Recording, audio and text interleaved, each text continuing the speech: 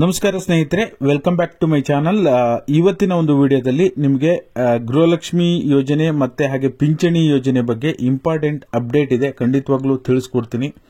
ಮುಖ್ಯವಾದ ಮಾಹಿತಿ, ಪೂರ್ತಿ ವಿಡಿಯೋನ ನೋಡಿ. ನೀವೇನಾದರೂ ಹೊಸದಾಗಿ ನಮ್ಮ ಚಾನಲ್ ನೋಡ್ತೀರಾ ಅಂತ ಸಬ್ಸ್ಕ್ರೈಬ್ ಮಾಡ್ಕೊಳ್ಳಿ. ಹಾಗೆ ಪ್ರತಿಯೊಬ್ಬರು ವಿಡಿಯೋಕ್ಕೊಂದು ಲೈಕ್ ಕೊಡುವ ಮೂಲಕ ಸಪೋರ್ಟ್ ಮಾಡಿ. ಓಕೆನಾ? ಮೊದಲನೇದಾಗಿ, ಪಿಂಚಣಿ ಯೋಜನೆ ಹಣ ಬಂದಿಲ್ಲ ಅಂದ್ರೆ ಏನ್ ಮಾಡಬೇಕು ಅದರ ಬಗ್ಗೆ ಕಂಪ್ಲೀಟ್ ಡೀಟೇಲ್ ಹೇಳ್ತೀನಿ. ಸಾಕಷ್ಟು ಜನ ಇದಕ್ಕೆ ಸಂಬಂಧಪಟ್ಟ ಕಮೆಂಟ್ ಮಾಡ್ತಾ ಇದ್ರಿ. ಆಮೇಲೆ ಗೃಹಲಕ್ಷ್ಮಿ 16ನೇ ಕಂತು ನಿಜವಾಗ್ಲೂ ಜಮಾ ಆಗಿದೆಯಾ, ಹೇಗೆ ಗೊತ್ತಾಗುತ್ತೆ ಅಂತ ಹೇಳಿ ನಿಮ್ಗೆ ಆಲ್ರೆಡಿ ನಾನು ತಿಳಿಸಿದ್ದೆ. ಅದ್ರ ಬಗ್ಗೆನೂ ಕೂಡ ಡೀಟೇಲ್ ಇನ್ಫಾರ್ಮೇಶನ್ ತಿಳಿಸ್ಕೊಡ್ತೀನಿ. ಓಕೆನಾ? ಈಗ ಡಿಸೆಂಬರ್ ತಿಂಗಳ ನಿಮಗೆ ಪೆನ್ಷನ್ ಹಣ ಮಾತ್ರ ಬಂದಿಲ್ಲ ಅಂದ್ರೆ, ಡಿಸೆಂಬರ್ ತಿಂಗಳ ಪೆನ್ಷನ್ ಹಣ ಈಗ ಆಲ್ರೆಡಿ ಬಿಡುಗಡೆ ಆಗಿದೆ. ಸಂಧ್ಯಾ ಸುರಕ್ಷಾ ವೇತನ ಹಣ ಆಗಿರ್ಬೋದು, ಅಥವಾ ಅಂಗವಿಕಲರ ವೇತನ ಆಗಿರ್ಬೋದು, ವಿಧವಾ ವೇತನ ಆಗಿರ್ಬೋದು, ಮನಸ್ವಿನಿ ಯೋಜನೆಯ ಹಣ ಆಗಿರ್ಬೋದು, ಅಥವಾ ಇಂದಿರಾ ಗಾಂಧಿ ವೃದ್ಧಾಪ್ಯ ವೇತನ ಹಣ ಆಗಿರ್ಬೋದು, ಎಲ್ಲವೂ ಕೂಡ ಬಿಡುಗಡೆ ಆಗ್ತಾ ಇದೆ. ಡಿಬಿಟಿ ಮುಖಾಂತರ ಬಿಡುಗಡೆ ಆಗೋದ್ರಿಂದ ಹಂತ ಹಂತವಾಗಿ ನಿಮಗೆ ಬಿಡುಗಡೆ ಆಗುತ್ತೆ. ಯಾವುದೇ ಸಮಸ್ಯೆ ಇಲ್ಲ. ಶೇಕಡ 60%ಗಿಂತ ಹೆಚ್ಚು ಜನರಿಗೆ ಬಿಡುಗಡೆ ಆಗಿದೆ. ಇವತ್ತು ಕಮ್ಯುನಿಟಿ ಪೋಸ್ಟ್ ಹಾಕಿದ್ರೆ ಸಹಜವಾಗಿ ನಿಮಗೆ ಡೇ ಬೈ ಡೇ ಇಂಪ್ರೂವ್ಮೆಂಟ್ ಆಗ್ತಾನೆ ಇದೆ. ಇನ್ನೊಂದು 2-3 ದಿನದಲ್ಲಿ ಹಣ ಬರುತ್ತೆ. ನಿಮಗೆ ಡಿಸೆಂಬರ್ ತಿಂಗಳ ಹಣ ಬಂದಿಲ್ಲ, ನವೆಂಬರ್ ತಿಂಗಳ ಹಣ ಬಂದಿಲ್ಲ ಅಂದ್ರೂ ವರಿ ಮಾಡುವಂತ ಅಗತ್ಯ ಇಲ್ಲ. ಖಂಡಿತವಾಗ್ಲೂ ಹಣ ಜಮಾ ಆಗುತ್ತೆ.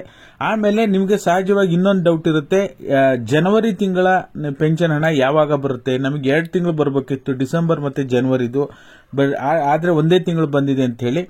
ಖಂಡಿತವಾಗ್ಲೂ ವರಿ ಮಾಡಬೇಡಿ. ಜನವರಿ ತಿಂಗಳ ಹಣ ಕೂಡ ನಿಮಗೆ ಇದೇ ತಿಂಗಳಲ್ಲೇ ಬರುತ್ತೆ. ಓಕೆನಾ? ಹಾಗಾಗಿ ವೇಟ್ ಮಾಡಿ. ಖಂಡಿತವಾಗ್ಲೂ ಅದ್ರ ಬಗ್ಗೆ ನಿಮಗೆ ಡೇಟ್ ಹತ್ರ ಬಂದಾಗ ಅಪ್ಡೇಟ್ ಅನ್ನ ಕೊಡ್ತೀನಿ. ಇನ್ನ ಉಳಿದಂತವರು 4-5 ತಿಂಗಳ ಪಿಂಚಣಿ ಹಣ ಬಂದಿಲ್ಲ ಅಂದ್ರೆ ಏನ್ ಮಾಡಬೇಕು? 4-5 ತಿಂಗಳ ಪಿಂಚಣಿ ಹಣ ಬಂದಿಲ್ಲ ಅಂದ್ರೆ ಕಳೆದ ಕೆಲವು ತಿಂಗಳ ಹಿಂದೆ ನಿಮಗೆ ಯಾರ್ಯಾರು ಪಿಂಚಣಿಯನ್ನ ಪಡ್ಕೊಂತಾ ಇದ್ದೀರಾ ಅವರೆಲ್ಲರೂ ಕೂಡ ನಿಮ್ಮ ತಹಶೀಲ್ದಾರ್ ಕಚೇರಿಯ ಪಿಂಚಣಿ ವಿಭಾಗಕ್ಕೆ ಆಧಾರ್ ಕಾರ್ಡ್ ಅನ್ನ ಸಲ್ಲಿಕೆ ಮಾಡಬೇಕು ಅಂತ ಹೇಳಿದ್ರು. ಆಧಾರ್ ಲಿಂಕ್ ಮಾಡಿಸ್ಲಿಕ್ಕೆ ಆಧಾರ್ ಲಿಂಕ್ ಕಡ್ಡಾಯವಾಗಿ ಮಾಡಿಸಬೇಕು. ನೀವು ಹಳೆ ಬ್ಯಾಂಕ್ ಅಕೌಂಟ್ ಕೊಟ್ಟಿನಿ ಅಂತ ಹೇಳಿ ಅದನ್ನೇ ಚೆಕ್ ಮಾಡೋ ಹಾಗಿಲ್ಲ. ಆಧಾರ್ ಲಿಂಕ್ ಯಾವ ಬ್ಯಾಂಕಿಗೆ ಆಗಿರುತ್ತೆ, ಆಧಾರ್ ಸೀಡಿಂಗ್ ಅಂತ ನಾವೇನ್ ಕರಿತೀವಿ, ಅದು ಯಾವ ಬ್ಯಾಂಕಿಗೆ ಆಗಿರುತ್ತೆ ಅದೇ ಬ್ಯಾಂಕಿಗೆ ಹಣ ಜಮಾ ಆಗೋದು. ಓಕೆನಾ? ಆಮೇಲೆ ನೀವು ಆಧಾರ್ ಕಾರ್ಡ್ ಅಲ್ಲಿ ಏನಾದ್ರೂ ತಿದ್ದುಪಡಿ ಮಾಡಿಸಿದ್ರೆ, ಆಧಾರ್ ಕಾರ್ಡ್ ಅಲ್ಲಿ ನೇಮ್ ಏನಾದ್ರೂ ಬದಲಾವಣೆ ಮಾಡಿಸಿದ್ರೆ, ಬ್ಯಾಂಕ್ ಅಕೌಂಟ್ ಅಲ್ಲಿ ನೇಮ್ ಏನಾದ್ರೂ ಬದಲಾವಣೆ ಮಾಡಿಸಿದ್ರೆ ಕರೆಕ್ಟ್ ಆಗಿ ನೋಡ್ಕೊಳ್ಳಿ. ಯಾಕೆಂದ್ರೆ ಎಲ್ಲಾ ದಾಖಲಾತಿ ಆಧಾರ್ ಕಾರ್ಡು ಬ್ಯಾಂಕ್ ಅಕೌಂಟ್ ಅಲ್ಲಿ ನೇಮ್ ಸೇಮ್ ಅಂತ ಅಪ್ಡೇಟ್ ಮಾಡಿಸ್ಬಿಟ್ಟು, ಈಗ ಬದಲಾವಣೆ ಮಾಡಿಸಿದ್ದೀರಾ, ಯಾವುದೋ ಒಂದು ಇನ್ಶಿಯಲ್ ಮಿಸ್ಟೇಕ್ ಆಗಿತ್ತು, ಆಧಾರ್ ಕಾರ್ಡ್ ಮತ್ತೆ ಬ್ಯಾಂಕ್ ಅಲ್ಲಿ ಎರಡನ್ನೂ ಕೂಡ ಒಂದೇ ರೀತಿ ಹೆಸರನ್ನ ಮಾಡಿಬಿಟ್ಟು ಆ ಒಂದು ಡೀಟೇಲ್ಸ್ ಅನ್ನ ನೀವು ಮತ್ತೆ ಹೊಸದಾಗಿ ಆಧಾರ್ ಕಾರ್ಡು ಬ್ಯಾಂಕ್ ಡೀಟೇಲ್ಸ್ ಅನ್ನ ನೀವು ನಿಮ್ಮ ಹತ್ತಿರದ ಪಿಂಚಣಿ ವಿಭಾಗಕ್ಕೆ, ತಹಶೀಲ್ದಾರ್ ಕಚೇರಿಯ ಪಿಂಚಣಿ ವಿಭಾಗಕ್ಕೆ ಸಲ್ಲಿಕೆ ಮಾಡಿ ನಿಮ್ಮ ಪ್ರಾಬ್ಲಮ್ ಅನ್ನ ನೀವು ಸಾರ್ಟ್ ಔಟ್ ಮಾಡ್ಕೋಬೇಕಾಗುತ್ತೆ. ಓಕೆನಾ? ಇನ್ನ ಗೃಹಲಕ್ಷ್ಮಿ ಯೋಜನೆ 16ನೇ ಕಂತಿನ ಬಗ್ಗೆ ಮಾತಾಡಬೇಕು ಅಂದ್ರೆ, ನೀವು ಸ್ಕ್ರೀನ್ ಅಲ್ಲಿ ನೋಡ್ತಾ ಇರಬಹುದು, ನಾನು 7 ದಿನಗಳ ಹಿಂದೆ ಕಮ್ಯುನಿಟಿ ಪೋಸ್ಟ್ ಹಾಕಿದ್ದೆ.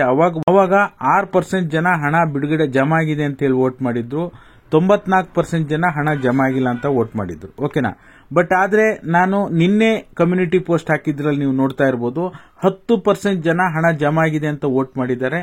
ಇನ್ನ 90% ಜನ ಹಣ ಜಮಾ ಆಗಿಲ್ಲ ಅಂತ ವೋಟ್ ಮಾಡಿದ್ದಾರೆ. ಓಕೆನಾ? ಇದರಲ್ಲಿ ನೀವು ಡಿಫರೆನ್ಸ್ ಅನ್ನ ಗಮನಿಸಬಹುದು. ಎಲ್ಲೋ ಒಂದ್ ಕಡೆ ಒಂದು ಸ್ವಲ್ಪ ಪರ್ಸೆಂಟೇಜ್ ಅಂತೂ ಜಾಸ್ತಿ ಆಗಿದೆ. ನಾನು 4-5% ಜನರಿಗೆ ಜಮಾ ಆಗಿದೆ ಅಂತಾನೂ ಕೂಡ ಹೇಳ್ತಾ ಇಲ್ಲ. ಕೆಲವೊಂದಿಷ್ಟು ಜನರಿಗೆ ಟೆಸ್ಟ್ ಮಾಡಲಿಕ್ಕೆ ಅಂತ ಹೇಳಿ ಹಣ ಬಿಡುಗಡೆ ಮಾಡಿದ್ದು ನಿಜ. ಬಟ್ ಆದ್ರೆ ನಿರಂತರವಾಗಿ ಏನು ಹಳೆ ತರ ಜಮಾ ಆಗ್ತಿತ್ತು ಆ ರೀತಿ ಖಂಡಿತವಾಗ್ಲೂ ಜಮಾ ಆಗಿಲ್ಲ. ಯಾರು ಕೂಡ ವರಿ ಮಾಡುವಂತ ಅಗತ್ಯ ಇಲ್ಲ. ಓಕೆನಾ? ಹಾಗಾಗಿ ನಿಮಗೆ ಕ್ಲಾರಿಟಿ ಕೊಟ್ಟಿದ್ದೀನಿ. ವಿಡಿಯೋ ಇಷ್ಟ ಆದ್ರೆ ಎಲ್ಲರೂ ವಿಡಿಯೋಕ್ಕೊಂದು ಲೈಕ್ ಕೊಡುವ ಮೂಲಕ ಸಪೋರ್ಟ್ ಮಾಡಿ. ನೀವೇನಾದ್ರೂ ಹೊಸದಾಗಿ ನಮ್ಮ ಚಾನಲ್ ನೋಡ್ತೀರಾ ಸಬ್ಸ್ಕ್ರೈಬ್ ಮಾಡ್ಕೊಳ್ಳಿ. ವಿಡಿಯೋ ನೋಡಿದ್ದಕ್ಕಾಗಿ ಧನ್ಯವಾದಗಳು. Thank you so much for watching.